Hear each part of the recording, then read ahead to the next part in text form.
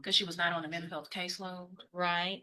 And so I know probation, they were supposed to go give them information regarding that, and they sent an email to the court.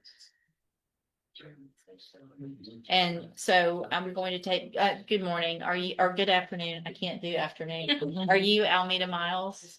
And so we reset Miss Miles' case for sentencing. This is 24 DCCR 2330, and Miss Miles is currently on probation.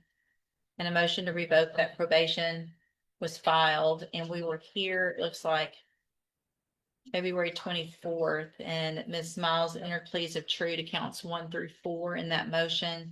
The underlying offense is tampering or fabricating physical evidence with intent to impair, a third-degree felony. And we reset, it was unagreed, and we had probation. Ms. Joseph is here with probation, find out some information with regard to whatever, I guess you could find out with regard to any type of mental health services or information.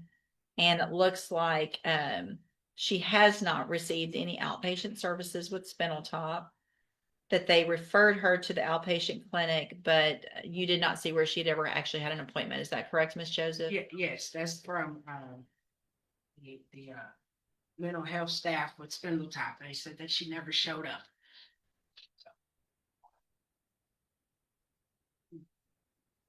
And so it does look like if I were to continue Miss Miles on probation, that Miss Joseph spoke with a Dominique Mayfield who supervises the mental health initiative caseload, and that she advised that she would make the Tacoma referral, and that Miss Miles could receive treatment that way. Is that correct? Yes, ma'am. But everything is contingent on Miss Miles. For sure. Yeah. We could make services available, but if she doesn't follow through. Totally agree. So timeline on, so part of the problem is that we sent Miss Miles to the ISF program, and that didn't work out. But the argument was that potentially it's because there were some mental health issues that had not, that's the argument.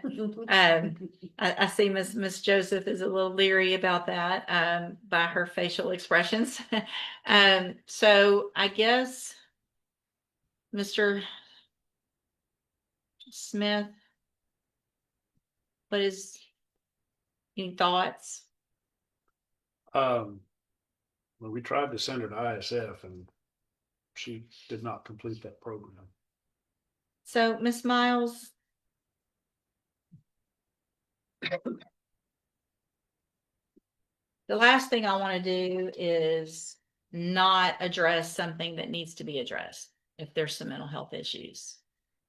But I also don't want to be played and use that as a reason for me to continue on probation when that's really not why you violated or couldn't get through ISF. Does that make sense?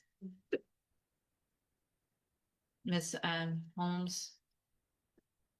I would be requesting that the court give her a chance to receive the mental health services. My apologies. Okay. Of all times for it to happen. Sorry about that. But I would like to see if she could receive the services. It looks like the history with her being on probation and does have a lot to do with how she handles situations, attitude, things like that, which I think. The attitude and mental health are two different things, and that's where I am. That's my issue here, is this just a bad attitude problem, or is there really a serious issue that needs to be addressed? From the ISF documents, it looks pretty much like an attitude problem and not a mental health problem.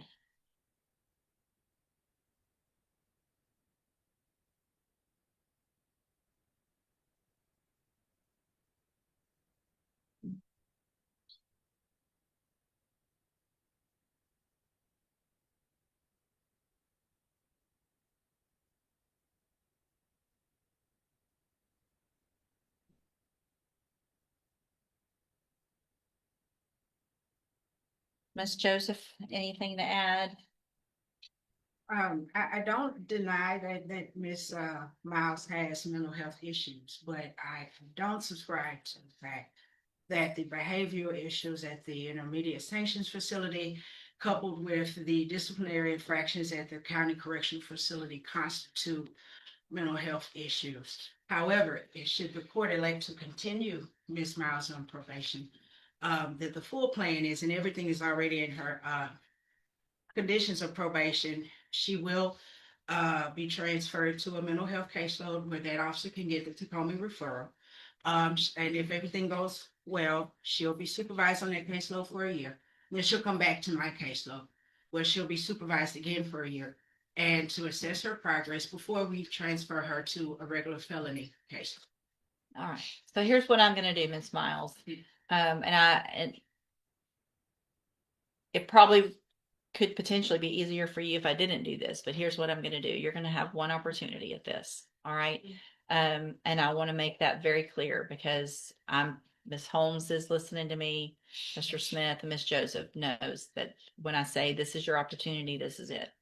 If you don't take advantage of what I'm about to do, there is no ISF, there's no special needs safety, there's none of that. I don't want anybody coming back and asking me for any of that. It'll be a revocation and it'll just depend on what I decide to do based on the information that I have at that time, how long you go to prison. But you'll probably be going. Do you understand? So I'm going to give you, they're going to give you all the help you need. It's up to you to take advantage of it, just like Ms. Joseph said. So I'm going to find that you entered your plea on that motion to revoke freely and voluntarily. Find those counts true, find sufficient evidence to find you guilty and revoke your probation, but I'm not going to do that today. I am going to continue you on probation. I'm going to order everything that Ms. Joseph just said. You will be on the specialized mental health caseload. You will get a referral to the Tacoma program. They will explain all of that to you, and you will be required to go to every meeting, follow through with any medication. All of those are now court orders. So whether you think you need the class, the meeting, the counseling, the medication, at this point, I'm ordering you to do whatever they say is best for you. You will be on zero tolerance. So what that means is that there's no, I just missed a meeting or I just missed something, give me another chance. This is your chance. If you mess up, you'll be right back in here, even just with one mess up. Does that make sense? All right. Anything else, Miss Joseph, that you think would be appropriate for me to order?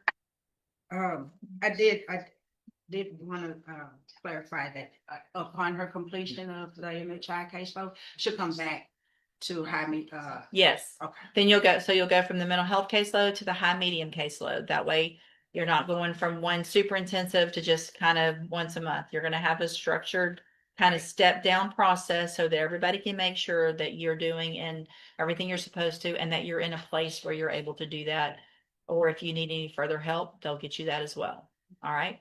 The disrespect and all of that, there's nothing that I can tell from any of the reports that I have that would show that there's some reason, mental health wise, for you to act the way you're acting at some points.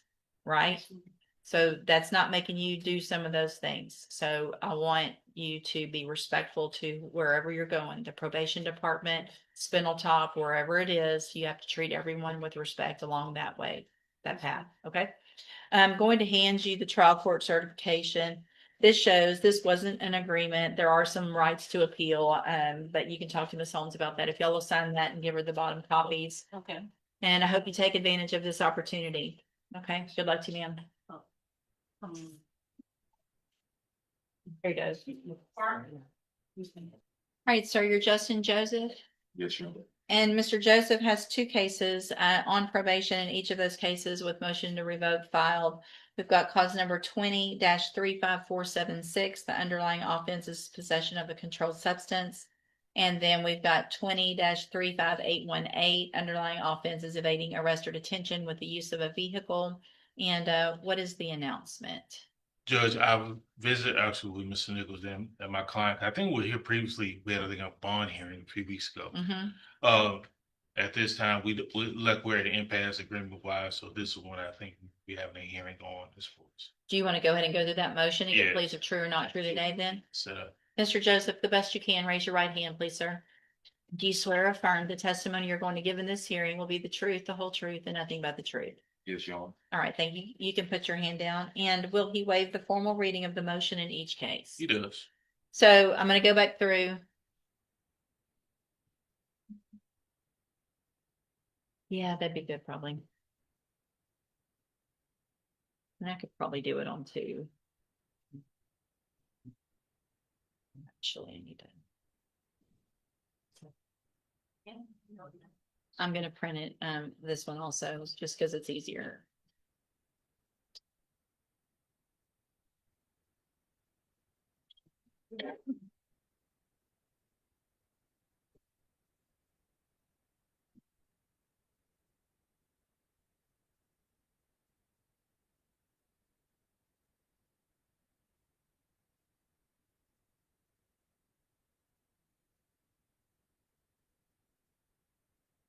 All right, ready? All right, and so, Mr. Joseph, in cause number 20-35476, I have a motion to revoke your community supervision. Shows that you were placed on probation July 11th of 2022 for the offense of possession of a controlled substance, a second-degree felony, and that was a 10-year term in prison that was probated for 10 years. Is that correct? Yes. And then in cause number 20-35818, I have a motion to revoke your community supervision.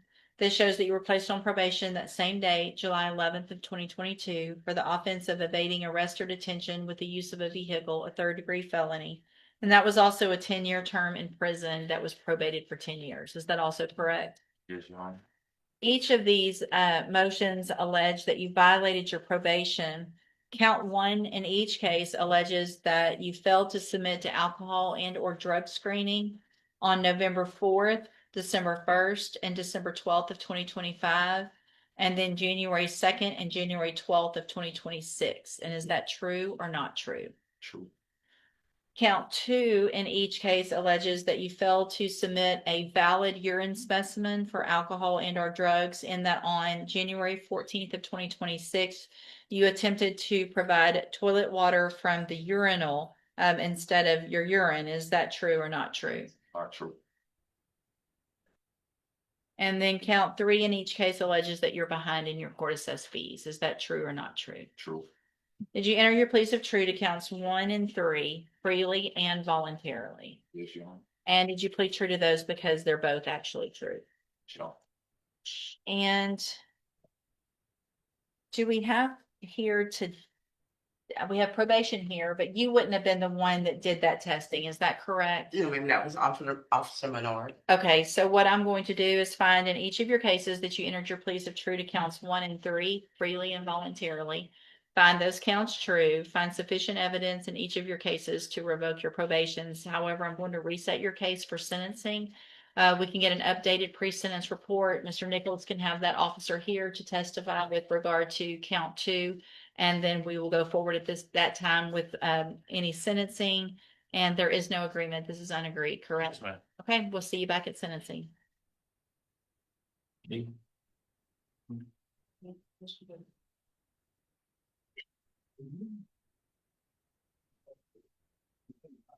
What do you guys?